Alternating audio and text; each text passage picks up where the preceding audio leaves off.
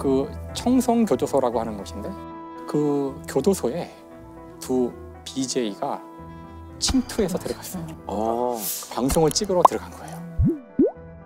이 온라인 방송 진행자들이 오늘 새벽 교도소에 차를 타고 들어가서 그 청송교도소라고 하는 곳인데 그 교도소에 두 BJ가 침투해서 들어갔어요. 거기를? 원래는 못 들어가는 곳이죠. 그러니까 나올 수도 없지만 거기 안 들어가려고 그러죠, 다. 함부로 들어가도 안 되는 곳인데, 그러니까 방송을 찍으러 들어간 거예요. 이 온라인 방송 진행자들이 오늘 새벽 교도소에 차를 타고 들어가서 생방송을 했습니다. 아침에 출소하는 지인을 데리러 왔다는 말에 경비 직원은 신원 확인 없이 초소문을 열어줬습니다. 두 개의 문을 지난 BJ들은 교도소 내부 접견실과 관사 등을 30여 분 동안 생중계한 뒤 왔던 경로를 따라 유유히 빠져나갔습니다. 근데 이제 이 두 사람은 이미 벌써 감옥에 복역한 경험이 있기 때문에 어떤 식으로 하면 들어갈 수 있는지를 아마 이제 미리 알고 있어서 그래서 들어갈 수 있었던 건데요. 근데 이 경우에 그냥 벌금형이었더라고요.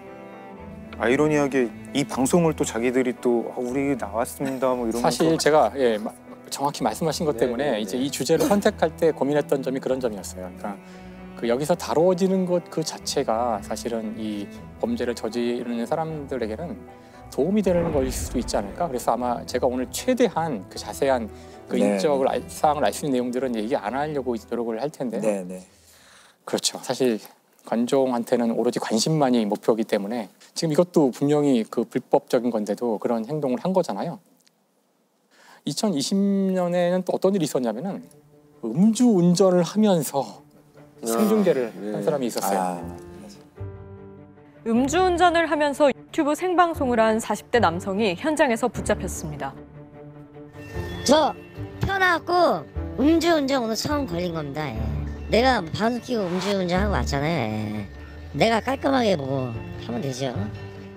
그러니까 이렇게 단지 관심을 받기 위해서 음주운전이라는 굉장히 사실 위험한 범죄라고 생각하는데, 음주운전은 다른 무고한 사람들도 이 차와 사고가 나면은 상해를 입을 수 있는 그런 것이잖아요. 그래서 결국 A 씨에게는 그 징역 6개월과 집행유예 2년 그리고 그 중법 운전 교육 40시간이 명령되었다고 합니다. 그 사실 이제 이렇게 그 관종이 심하다 보니 가지 말아야 될 곳에 들어간 이런 범죄들이 있는 반면, 또 어떤 종류의 그 관종에 의한 범죄가 있냐면은 그 사이버 레커라는 말 들어보셨나요? 사실 레카라는 거는 저희가 이제 교통사고 나면은 달려오는 차 있잖아요. 그렇죠. 그 차를 얘기하는데, 여기 왜 레카란 말이 붙었냐면은 지금 한참 이슈가 되는 어떤 사건이 탁 뜨면 그걸 노려서 현재 이슈가 된 사건과 관련된 동영상을 재빨리 만들어서 탁 띄우는 거예요. 그러면 이제 거기 현재의 관심에 편승하여 많은 이제 클릭수를 받을 수가 있는데, 문제는 그렇게 급조하여 만들다 보니 뭐 새로운 내용은 거의 없고 이미 다 나온 거를 그냥 재빨리 짜집기 하는 정도를 만들 수 있을 뿐이고, 그거를 아주 자극적인 방식으로 뉴스를 포장해서 보여주니까 이제 굉장히 위험한 거죠. 이슈가 된 사건을 짜깁기하거나 자극적 루머를 재생산하는 유튜버, 이른바 사이버 레카가 문제로 떠오르고 있습니다. 최근 악성 댓글 피해를 호소했던 유명 운동선수와 BJ 등이 극단적인 선택을 했습니다.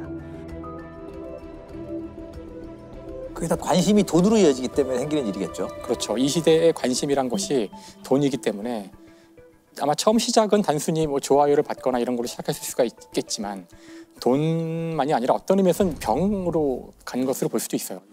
문제는 이것이 그냥 새로운 게 없으니까, 사람들 관심이 없을 수도 있으니까 여기에 약간 또 주관적인 어떤 내용을 넣거나 심지어는 가짜 뉴스로 만들거나 이제 이런 일이 종종 벌어지는 거죠. 그러니까 그냥 짜집기만 하는 게 아니라, 그래서 이것이 실제로는 이제 가짜 뉴스를 퍼뜨리는데 아주 중요한 역할을 하게 돼서 사회에 큰 문제가 일어날 수도 있고, 이제는 사실 쉽게 이 문제를 제가 지나칠 수 없는 상황이 된 것이죠. 이 가짜뉴스가 피해가 굉장히 심각한데도 규제가 쉽지 않다고 그렇죠. 이게 보통 이제 가짜 뉴스라는 거는 일단 뭐 사실관계가 일단 잘못된 거지만 가짜 뉴스를 생산했다는 그 자체만으로는 실제로는 처벌할 수가 없는 상황이고, 예를 들어 개별 어떤 특정한 개인에 대한 명예훼손이라든지 모욕 이런 정도의 수준이 되어야지만 처벌할 수 있는 사법 체계거든요. 현재로서는 사실 되게 규제하기 어려운 영역 중에 하나인 것 같아요. 이게 좀 정신의학적으로 좀 위험한 관심병이 있을까요? 그 뮌하우젠 증후군 같이 뮌하우젠 증후군. 아예 관심을 받기 위해서 자해, 뭐 심지어는 가족을 위험에 빠뜨리거나 아니면 그 외에 없는 질병을 얘기한다던가 불행을 만들어내고 이런 경우들 되게 많이 하죠. 사실 이것은 아주 옛날부터 알려져 있었어요. 그 학계에서는 1950년대에 미국의 의사가 이런 종류의 그 질병이 있다는 사실을 알게 된 거고요. 그래서 증세는 말씀하신 대로 이제 너무나 관심을 받기를 원한 나머지 거짓으로 꾸며댄다거나 주로 몸을 이제 막 상하게 한다거나 이제 이런 증세를 보이는 건데,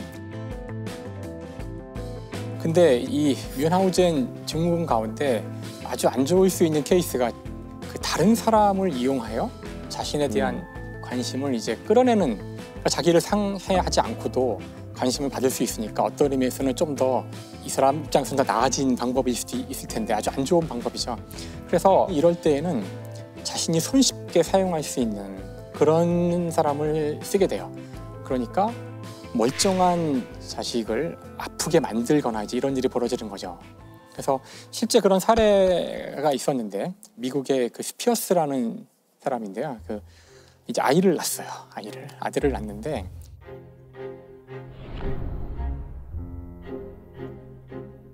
그런데 그 아들이 어릴 때부터 굉장히 몸이 약했다고 하더라고요. 주장했었어요. 그래서 아들을 낳아서는 그 아들을 키우는 과정을 SNS에 육아 일기처럼 쫙 올린 거예요. 아주 많이 열심히 올리니까 이제 뭐 사람들이 막 응원도 해주고 뭐. 근데 결국에 이 아이가 한 5살쯤 됐을 때 결국 이제 죽게 돼요. 죽게 되는데, 죽음 이후에 사람들이 주변에서 이 부모와 자식 이 관계를 쭉 봐왔던 주위 사람들, 특히 병원이나 이런 데서 뭔가 석연치 않다는 말을 자꾸 하는 거예요. 이게 뭔가 석연치 않다, 이 사람이. 그래서 이제 경찰이 조사에 들어가고 이제 부검도 하게 되고요. 근데 결론이 뭐냐면은 그 치사량 이상의 나트륨이 검출이 됐어요, 몸에서. 근데 그런 정도의 나트륨은 그냥 뭐 웬만큼 먹어서 될 수 있는 수준이 아니기 때문에 이건 거의 나트륨, 즉 소금이죠. 소금을 독극물 같이 쓴 거예요. 그러니까 도대체 이게 뭘까? 그래서 이제 추후에 이제 밝혀진 바에 따르면은 이 아이가 아주 어릴 때 스피어스가 병원에 가서 우리 아이는 이렇게 음식을 잘 못 먹어요. 자꾸 다 토하고, 그래서 여기 위장에 문제가 있는 것 같다고. 근데 검사할 때마다 문제가 없다고 그러는 거예요. 네. 병원을 전전하면서 계속 문제가 있다. 결국은 이제 문제가 있다는 것에 동의한 의사가 수술을 해서 관을 이렇게 위장에 직접 넣어서 연결을 하는 그런 수술을 하게 돼요. 그 아무런 건강에 이상이 없는 아이를 그렇게 볼 수 있죠. 그래서 그 관을 통해서 음식을 넣고 있었던 거예요. 근데 이 죽음이 있었던 그 한 며칠 전에 그 CCTV를 쭉 분석해 보니 이 엄마가 이 애를 데리고 화장실에 잠깐 갔다 오는데 뭘 했는지 모르죠. CCTV는 없으니까 그쪽에는. 그 이후에 애가 이제 서서히 상태가 안 좋아진 거예요.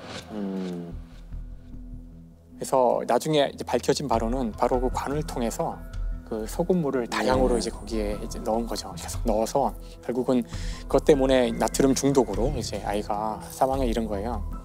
그럼 아이가 아픈 그런 것들을 계속 SNS나 뭐 이런 데 올리고. 그렇죠. 근데 아이가 일단 처음엔 뇌사 상태에 빠지게 되는데, 뇌사 상태에 빠졌을 때에도 그 사진을 200장이나 찍었다 그러는데, 사실 그 상태에서 그 정상적인 부모라면은 너무나 당황스럽고 너무나 슬퍼서 경황이 없어야 될 텐데, 그러니까 정말 끔찍한 거죠. 사실 이거는 진짜 끔찍한 거죠. How could a mother ever treat her innocent child in such a callous, inhumane, and calculating manner? Do you even realize the magnitude of your crime? It's a sentence of 20 years to life, 5 less than the maximum, 5 more than the minimum. 결국 이제 다른 사람을 이용하는 뮌하우젠 그 증후군이고, 사실 이 뮌하우젠 증후군이 SNS를 만나면서 어떤 의미에서 이제 물 만난 고기가 됐다고 할까? 근데 이 사례만 있었던 것은 아니에요, 사실은. 이런 사례가 생각보다 적진 않더라고요. The West Virginia mom, accused of injecting her son's IV with feces at Children's Hospital, is going to go to trial in August. These are pictures Candida Flutie posted on her Facebook page. They show her son in the hospital being treated for Hirschsprung disease. The Dallas mother, accused of subjecting her son to more than a dozen surgeries and hundreds of hospital visits, even though he was not sick, faced a judge today.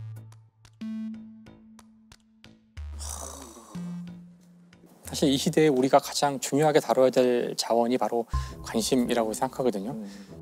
끊임없이 그 여러분의 관심을 단 1분이라도 더 끌기 위해서 알고리즘을 개발하고 전 세계의 모든 기업들이 바로 우리의 관심이라는 자원을 놓고 싸우고 있다는 거죠. 근데 우리가 거기에 많이 빼앗기고 있죠. 관심을 자기의 통제를 벗어나는 정도까지 빼앗기기 시작하는데, 언제나 우리가 이야기했듯이 그 뭐든 지나치면 이제 굉장히 위험한 거죠. 그래서 다른 사람의 관심을 바라는 것은 인간의 자연스러운 본성이고, 그건 참 좋은 일이죠. 사실 관심 받으면 기분 좋은 일이고, 아까도 제가 가서 사진 찍어서 인별에 올렸지만 기분 좋더라고요. 하지만 이것이 과해지면 범죄가 되고 끔찍한 일이 될 수도 있고, 이렇다는 거를 이야기하는 그런 시간이 됐으면 좋을 것 같아요.